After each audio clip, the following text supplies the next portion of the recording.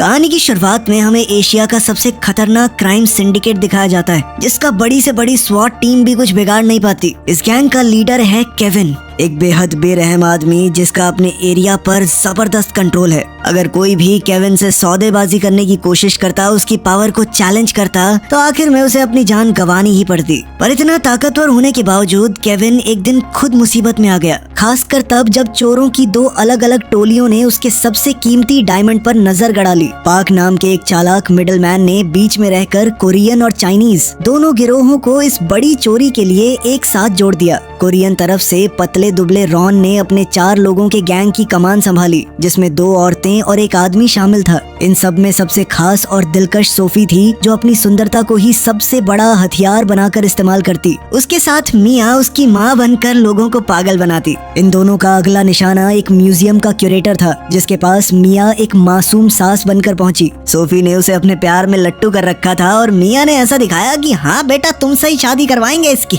इसके बाद हम छत पर एरिक को देखते हैं, जो टीम का टूल्स और गैजेट एक्सपर्ट था। जैसे ही मिया ने क्यूरेटर को बातों में उलझाया, सोफी ने वक्त बर्बाद किए बिना अपना काम शुरू कर दिया। वो न सिर्फ बेहद खूबसूरत थी, बल्कि किसी ओलंपिक जिम्नास्ट की तरह तारों का इस्तेमाल करती। अपनी जबरदस्त तकनीक की मदद से वो एयर वेंट्स के जरिए जल्द ही वॉल्ट तक पहुंच गई और पलक झपकते ही उसने एक एंशिएंट आर्टिफैक्ट चुराकर उसकी जगह बाजार का सस्ता सा नकली टुकड़ा रख दिया। चाइनीज तरफ की कमान हमेशा शांत रहने वाले जॉन के हाथ में थी। उसका काम करने का तरीका एकदम शांत था, चाहे कितनी भी बड़ी मुश्किल क्यों ना आ जाए, वो कभी पैनिक नहीं करता था। पहले जॉन के गैंग में सिर्फ 3 आदमी हुआ करते थे, पर इस काम के लिए उन्होंने एक माहिर सेफ क्रैकर को बुलाया, जिसका नाम जूली था। वो किसी भी तरह की तिजोरी को मिनटों में खोल देती। जॉन की गैंग में एक और मेंबर है सैम, जो कि एक कोरियन अनाथ था, जिसे सैम ने हमेशा अपनी परछाई में पाला। पार्क ने दोनों चोर गिरोहों को एक टी हाउस में इकट्ठा किया, जहाँ उनकी मुलाकात कुछ अजीब से अंदाज में हुई। बिना वक्त गवाए पार्क सीधा काम की बात पर आया और उसने उन्हें उनका टारगेट दिखाया, एक डायमंड जिसका नाम टीयर ऑफ द सन रखा गया था और जिसकी कीमत पूरे $5 करोड़ आंकी गई। ये डायमंड मकाओ के कसिनो में खुद केविन की रखेल टिफनी लेकर आने वाली थी। शुरू में दोनों गिरोह थोड़ा हिचकिचाए, क्योंकि केविन से जुड़े किसी इंसान को लूटना मौत को दावत देने जैसा लगा। पर जैसे ही उन्हें पता चला कि वो डायमंड $2 करोड़ में बिक सकता है, उनकी हिचक खुशी में बदल गई, क्योंकि गुंडे चाहे कितने ही डरावने हों, पर एक कंगाल चोर हमेशा ज्यादा खतरनाक होता है। सबको भरोसा दिलाने के लिए पार्क ने अपनी एक खास नोटबुक दिखाई, जिसमें एशिया के हर बड़े डायमंड खरीदार का नाम शामिल था, यानी जरूरत पड़ने पर ये डायमंड वापस केविन को भी बेचा जा सकता था। तभी पार्क की नजर पड़ी कि रॉन अपने साथ सारा को भी लेकर आया है, और उसे देखते ही पार्क का चेहरा सख्त पड़ गया। सारा की आंखों में एक गहरा धोखा साफ झलक रहा था, जिससे साफ था कि कभी न कभी पार्क ने उसे बहुत बुरी तरह चोट पहुंचाई थी। पार्क ने सबको ये भी बताया कि ये पूरी खबर लीक किसने की। वो थी खुद टिफनी की सौतेली बहन, जिसने अपनी बड़ी बहन से बदला लेने के लिए सारी जानकारी पहुंचाई। उसी इन्फॉर्मेंट ने आगे की मुश्किलें भी गिना दी कि कैसीनो का वॉल्ट तोड़ना नामुमकिन है। डायमंड टिफनी के 30वीं मंजिल वाले स्वीट में 2 अलग अलग सेफ के अंदर बंद रहेगा, और स्वीट का दरवाजा एक मैग्नेटिक लॉक से सुरक्षित है। सबसे बड़ा पेच तो ये था कि टिफनी के शरीर में ऑपरेशन करके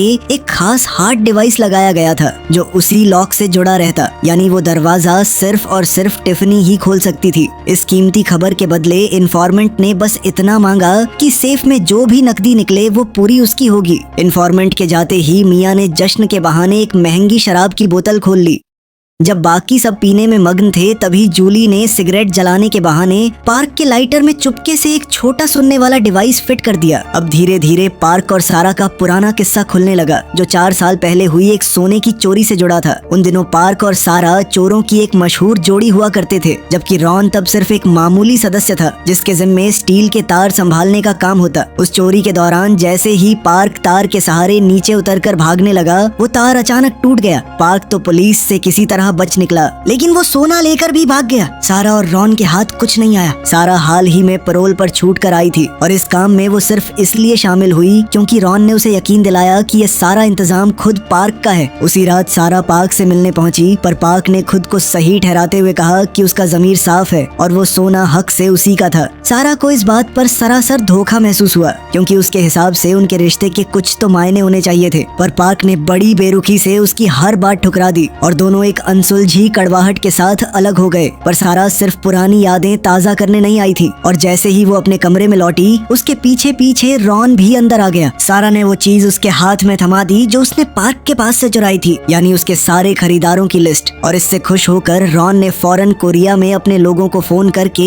डायमंड की हूबहू नकल बनवाने का इंतजाम कर दिया। दोनों को इस बात की भनक तक नहीं थी कि उनकी ये पूरी बातचीत सोफी सुन चुकी है, जो बाहर चोरी की शराब का मजा लेते हुए इधर उधर ताक झांक कर रही थी। इस छोटी सी जीत के बाद रॉन के मन में एक और साजिश पकने लगी, क्योंकि वो एक बार फिर पार्क को धोखा देने की फिराक में आ गया। दरअसल बरसों पहले पार्क का वो स्टील का तार किसी और ने नहीं बल्कि रॉन ने ही काटा था। एक तो पैसों के लालच में, और दूसरा इसलिए कि रॉन के दिल में कहीं न कहीं सारा के लिए चाहत छुपी हुई थी। अगले दिन दोनों गिरोह मकाओ पहुंचे और अपने काम में जुट गए। सबसे पहले जॉन और मिया ने एक रईस जापानीज जोड़े का भेष बनाया और कसिनो की टेबल पर खुलेआम पैसा उड़ाने लगे। इसी बीच जॉन का छोटा साथी सैम पूरे कैसीनो का लेआउट समझने और सिक्योरिटी वालों की हर हरकत पर नजर रखने में लग गया। उधर रॉन की निगाहें टिफनी पर टिकी थी, जिसके साथ 2 बॉडीगार्ड हर वक्त मौजूद रहते। एक उसके बिल्कुल साथ चिपका रहता, तो दूसरा उसके आलीशान होटल रूम के बाहर पहरा देता। सोफी और एरिक की जोड़ी को एक ही जिम्मा मिला, कैसीनो के मैनेजर का एक्सेस कार्ड हासिल करना। सोफी ने अपने हुस्न का जाल फेंकना चाहा, पर बात उल्टी पड़ गई, क्योंकि मैनेजर को सोफी के बजाय एरिक भाग गया, क्योंकि उसके शौक अलग थे। उसे लड़की में कोई इंटरेस्ट नहीं था, और मजबूरन ये काम पूरा करने के लिए एरिक को ही आगे आना पड़ा। सर्वेलेंस रूम पर कब्जे के लिए अंदर हथियार पहुंचाना जरूरी था, इसलिए सैम ने खाना पहुंचाने वाले एक बूढ़े आदमी को पैसे देकर राजी कर लिया कि वो एक गन को खाने की ट्रॉली में छुपाकर सीधे कैसीनो के अंदर पहुंचा दे। स्वीट के उन 2 सेफ को तोड़ने का काम मिला जूली और सारा को, जिनमें से जूली बिना किसी औजार के सिर्फ अपनी उंगलियों के एहसास से ताले खोल देती थी। पर जूली ने एक बहुत बड़ा राज बाकी सबसे छुपा रखा था, क्योंकि असल में वो एक अंडरकवर कॉप थी। हांगकांग की पुलिस सालों से केविन के पीछे पड़ी थी, मगर आज तक किसी ने उसका असली चेहरा तक नहीं देखा। अपने गैंग का लीडर होने के नाते जॉन के मन में एक अजीब सी बेचैनी थी, क्योंकि केविन का ही डायमंड चुरा कर उसी को वापस बेचना कोई आसान बात नहीं थी। सालों पुरानी एक याद उसकी आंखों के सामने आ गई, जब उसने और उसके पार्टनर ने चुराया हुआ माल बेचने की कोशिश की थी केविन को, और जैसे ही उसके साथी ने जरा सी हिचक दिखाई, केविन ने उसे वहीं मौके पर मार डाला। अब की बार तो वो चुराया हुआ माल नहीं, बल्कि केविन का अपना ही डायमंड बेच रहे हैं उसे। इसलिए जॉन अच्छी तरह समझता था कि इसका अंजाम कितना खतरनाक हो सकता है। यही वजह थी कि जॉन का असली मकसद वो डायमंड था ही नहीं, बल्कि वो तो केविन की रखेल टिफनी का पैसा लूटने की ताक में था। सिक्योरिटी का ध्यान भटकाने के लिए एरिक को स्टील के तारों के जरिए छत पर चढ़ने का काम दिया गया, जबकि पार्क ने कसिनो में रॉन से जानबूझकर एक नकली झगड़ा शुरू कर दिया। पर देखते ही देखते वो बनावटी झगड़ा सच में बदल गया, क्योंकि पार्क ने उसी वक्त जता दिया कि उसे बहुत पहले से शक था कि बरसों पुराना उसका तार रॉन ने ही काटा था। गुस्से और घबराहट में रॉन कसिनो से बाहर निकला और सीधे पियर पर जाकर अगले दिन भागने के लिए एक बोट का इंतजाम करने लगा। उधर सारा को कोरिया से भेजा गया वो नकली डायमंड भी मिल गया। सुबह होते ही दोनों गिरोहों ने अपना ऑपरेशन शुरू कर दिया। सोफी जब जॉन और मिया के स्वीट से निकल रही थी, तभी उसने अचानक एक ऐसी चीज देख ली जिसकी उसे उम्मीद तक नहीं थी कि जॉन और मिया के बीच चक्कर चल रहा है। पूरी तैयारी के साथ प्लान शुरू हुआ और तय ये था कि सर्वेलेंस रूम पर कब्जा होते ही उनके पास चोरी पूरी करने के लिए बस 10 मिनट रहेंगे। चूंकि पार्क को कसिनो पहले ही ब्लैक लिस्ट कर चुका था, इसलिए उसका काम था सिर्फ बाहर रहकर बाकी सबकी मदद करना। जैसे ही लियो और सैम गन ताने सर्वेलेंस रूम में घुसे, रॉन अपने दोनों माहिर चोर सारा और जूली को लेकर सीधे टारगेट स्वीट की तरफ दौड़ पड़ा। लियो ने सर्वेलेंस रूम की बिजली काट दी। ठीक उसी वक्त वो बूढ़ा डिलीवरी वाला कसिनो के वॉल्ट की तरफ बढ़ रहा था। कुछ ही देर में वॉल्ट की बिजली भी गुल हो गई।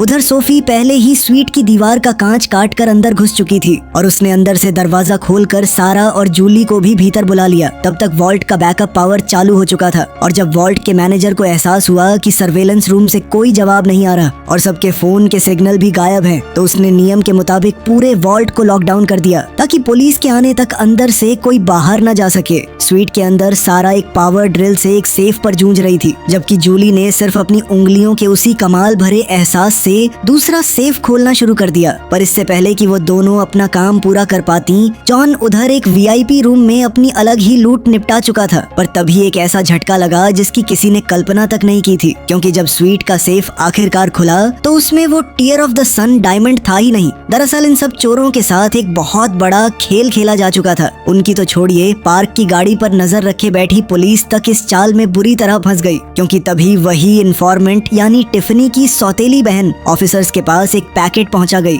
उस पैकेट के अंदर से वही सुनने वाला डिवाइस निकला जिसे जूली ने पार्क के लाइटर में फिट किया था। पुलिस फौरन पार्क की गाड़ी की तरफ भागी, पर वहां पहुंचकर उन्हें गाड़ी बिल्कुल खाली मिली। असल में पार्क तो उसी वक्त कैसीनो के वॉल्ट के अंदर बैठकर उसका सेफ तोड़ रहा था, क्योंकि असली डायमंड तो शुरू से वहीं वॉल्ट में छुपा कर रखा गया था। उसी बूढ़े डिलीवरी वाले के भेस में पार्क ने बड़े आराम से वो डायमंड एक कटोरे में रखा और बिना किसी को शक हुए सीधे वॉल्ट से बाहर निकल गया।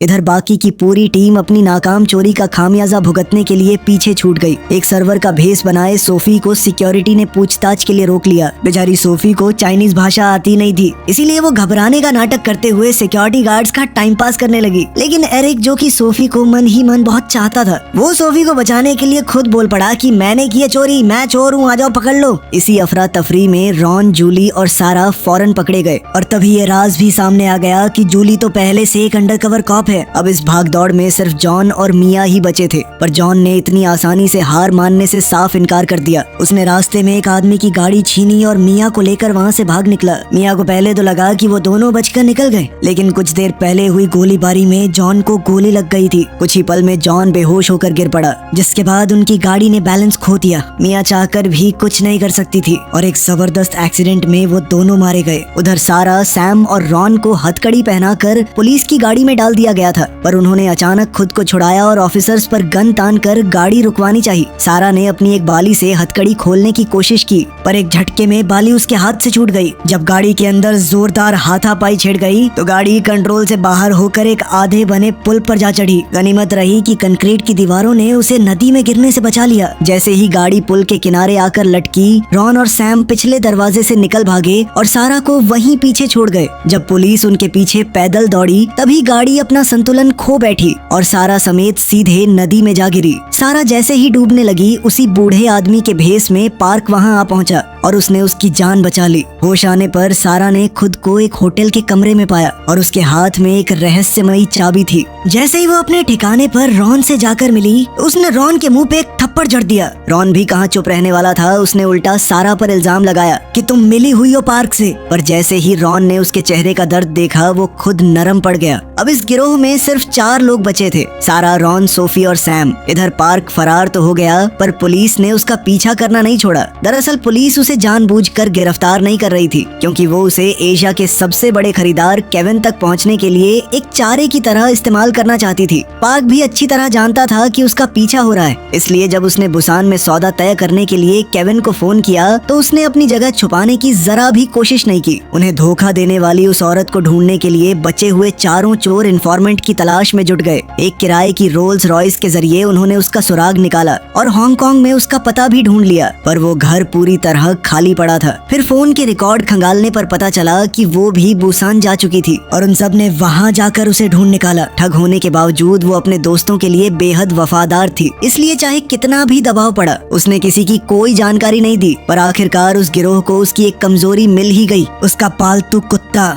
जिसकी जान बचाने के लिए उसने मजबूरन सब कुछ बता दिया।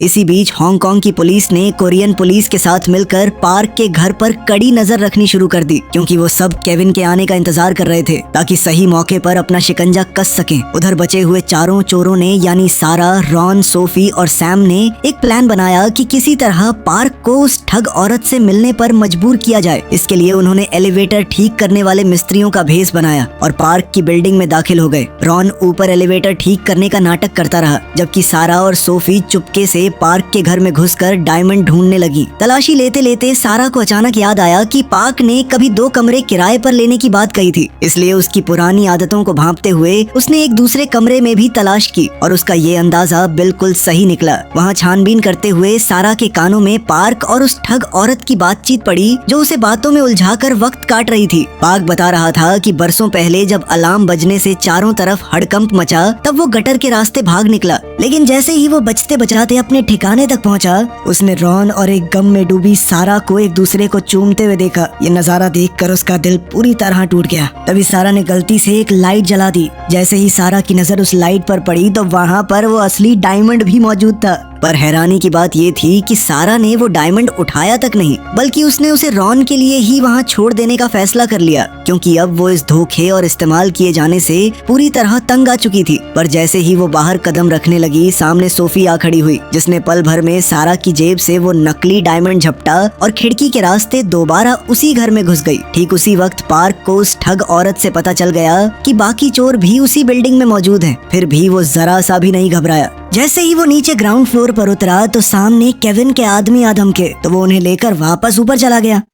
इसी बीच सोफी ने लैम्प शेड में छुपा असली डायमंड निकाल लिया और उसकी जगह नकली रख दिया। पर जैसे ही वो वहाँ से निकलने वाली थी, केविन के गुंडे घर में दाखिल हो गए, जिसकी वजह से मजबूरन सोफी को छत के ऊपर छुपने की जगह में पनाह लेनी पड़ी। जैसे ही केविन सामने आया, कोरियन पुलिस ने पूरी बिल्डिंग को घेरने के लिए अपनी स्वॉट टीम भेज दी। दरअसल बरसों पहले पार्क के पिता ने जॉन के साथ मिलकर यही चुराया हुआ माल केविन को बेचा था, और उसी रात बिस्तर के नीचे छुपे नन्हे पार्क ने अपने पिता का कत्ल अपनी आंखों के सामने होते देखा। यानी ये पूरी चोरी असल में उसी कत्ल का बदला लेने की एक सोची समझी चाल थी। सच्चाई सामने आने के बाद भी केविन अपनी अकड़ पर कायम रहा और एकदम स्टाइल में कहने लगा कि कल सुबह तक तो तू जिंदा नहीं बचेगा। पर उसे इस बात की भनक तक नहीं थी कि स्वॉट पहले ही पूरी बिल्डिंग को घेर चुकी है। जैसे ही पुलिस वालों ने अंदर घुसने की कोशिश की, केविन के गुंडों ने ताबड़तोड़ गोलियां चला दी। गोलीबारी जैसे जैसे तेज होती गई, पार्क ने खिड़की के रास्ते भागने की कोशिश की, पर केविन की नजर उस पर पड़ गई और उसने अपने किराए के कातिलों को उसके पीछे लगा दिया। जिप लाइन चलाने में माहिर पार्क ने एक खिड़की से छलांग लगाकर दूसरी बिल्डिंग पकड़ ली, और जब एक कातिल ने उसकी नकल करनी चाहिए तो वो पार्क के बिछाए जाल में फंसकर बिजली के करंट से झुलस गया। पार्क इसी तरह अपने पीछा करने वालों को चकमा देता गया और एक और कातिल को ढेर करके आखिरकार निकल भागा। पर जैसे ही उसने एक दरवाजा खोला, सामने स्वॉट के ऑफिसर उसी का इंतजार करते मिले। लेकिन इससे पहले पुलिस वाले उसे गिरफ्तार करते केविन अपने गुंडों के साथ वहां पहुंच गया और पुलिस वालों पर गोलियां बरसानी शुरू कर दी।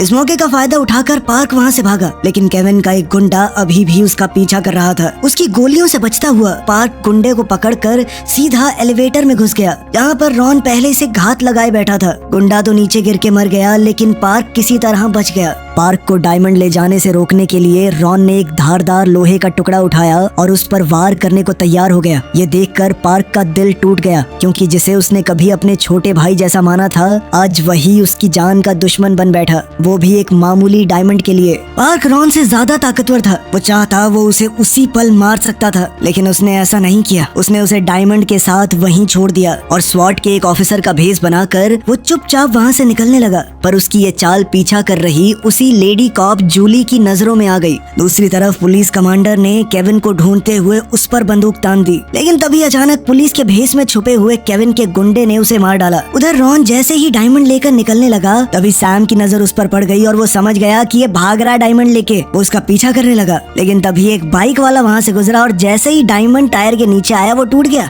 दरअसल असली डायमंड तो सोफी कब का अपने उसी नकली डायमंड से बदल चुकी थी। वहाँ से बच निकलने के लिए सोफी ने फौरन अपने कपड़े बदले और सिर्फ एक टॉवल लपेटकर खुद को एक मासूम सी आम औरत की तरह पेश किया। और जब स्वॉट वाले वहाँ पहुँचे तो उन्होंने उसे एक पीड़ित समझकर बड़े ध्यान से एक मेडिकल वैन तक पहुँचा दिया। लेकिन असली टीयर ऑफ द सन तो अभी तक सोफी के बालों में था। इधर डॉक्स पर पार्क की मुलाकात सारा से हुई, जो पहले से उसका इंतजार कर रही थी। पर तभी अचानक वहाँ केविन आ टपका और पार्क को मजबूरन एक सूटकेस के पीछे छुपना पड़ा। उसी वक्त उसका पीछा करती हुई वही जिद्दी लेडी कॉप जूली भी डॉक्स पर आ पहुंची और इसी अफरा तफरी में उसने सारा को पकड़ लिया। पार्क ने जैसे ये देखा तो वो सारा को बचाने के लिए जानबूझकर केविन के सामने आ गया। पर तभी केविन ने गोलियां चलानी शुरू कर दी और मौका देखते ही जूली ने पलटकर केविन को ही गोली मार दी, जिससे उस खूंखार क्राइम बॉस का खेल हमेशा के लिए खत्म हो गया। इसी मौके का फायदा उठाते हुए पार्क और सारा वहाँ से निकल गए। कहानी के आखिरी पड़ाव पर सारा को आखिरकार वो सोने का खजाना मिल गया, जिसे वो बरसों से ढूंढ रही थी और जो असल में उसकी अपनी पुरानी गाड़ी की डिक्की में ही छुपा रखा था। पार्क ने उसे जो रहस्यमयी चाबी दी थी, उसी ने उस डिक्की का नया लगा ताला खोला और सालों पुरानी वो दौलत आखिरकार उसके सामने आ गई। उधर सोफी सीधे हांगकांग जा पहुंची, जहां उसने वो असली डायमंड बेचने की कोशिश की। पर सौदा पूरा होने से ठीक पहले एक बार फिर उसी बूढ़े आदमी के भेष में पार्क ने उसकी नाक के नीचे से वो डायमंड उड़ा लिया। आखिरकार पार्क ने ये साबित कर दिया था कि उसका मुकाबला कोई नहीं कर सकता।